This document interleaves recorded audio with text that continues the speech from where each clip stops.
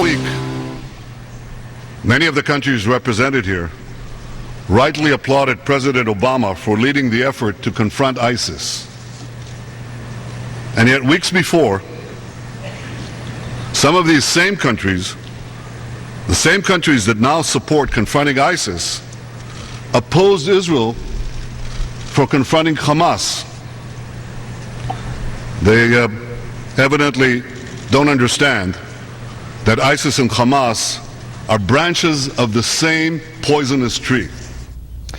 Israeli Prime Minister Benjamin Netanyahu at the United Nations today. We're back with the panel. Nina, the threat from Iran, he says, is as great or greater than anything we face. I would encourage everybody in the Fox audience to read that speech. I thought it was really a well-reasoned, eloquent, tying together of all the terrorist threat that you started talking about, the militant Islam threat, ranging from Boko Haram to Hezbollah to Hamas, and then bringing it to, and I thought very effectively, bringing it to Iran. These are all militant Islamists with global aspirations. And he says, at one point, he says, it's one thing to confront militant Islamists who are carrying rifles in the back of a truck. It's another thing to confront them if they have weapons of mass destruction. Think about if Iran had a weapon of mass destruction, had a nuclear weapon there at its disposal. I thought it was very powerful. We'll post the whole speech on the Daily Bret, my blog. You can get there from the homepage or dailybret.com. Chuck, you know, you look back to what the president said at the United Nations about Iran and compare that speech to this speech, and it's just an interesting dichotomy there. Well, that's because I think the audience of this Netanyahu speech was United States public opinion. He is trying to prevent the president, as best he can, from pursuing his continuing plans to negotiate with Iran because he doesn't think it's in Israel's interest. And so he knows that right now, as this show is evidence, Americans are very worried about ISIS.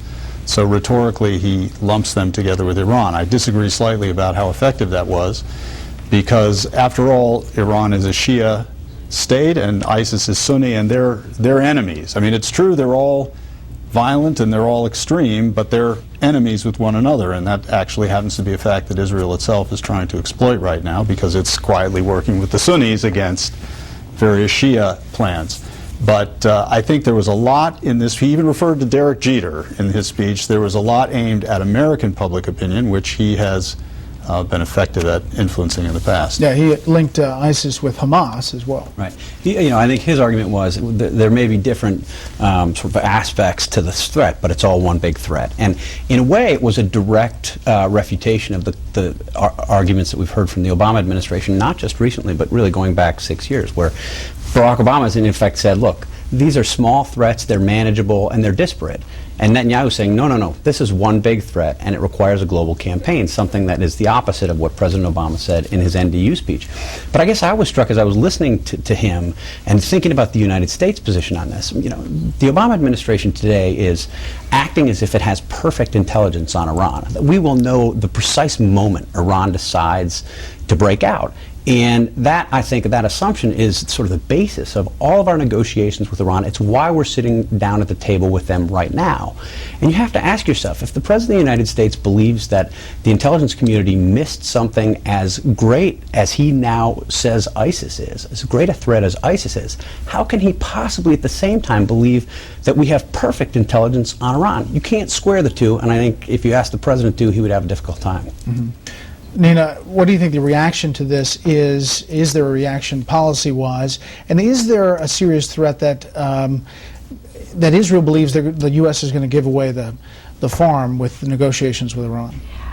I think there is a serious, I mean, clearly there's the problem of Iran wants to see the destruction of ISIS, and that sort of puts us in the same bed, so to speak, as Iran. So that muddies the water. I think Israel's biggest problem right now is world opinion. I mean, they were, 2-to-1 people hated Israel before Gaza, and it's dropped even further. Their favorability ratings, so to speak, have dropped even further since then. And you see the rise of these anti-Semitic movements in Europe, which are really, really troubling. And so I think he walked into a very hostile audience today, and I'm not sure he won anybody over.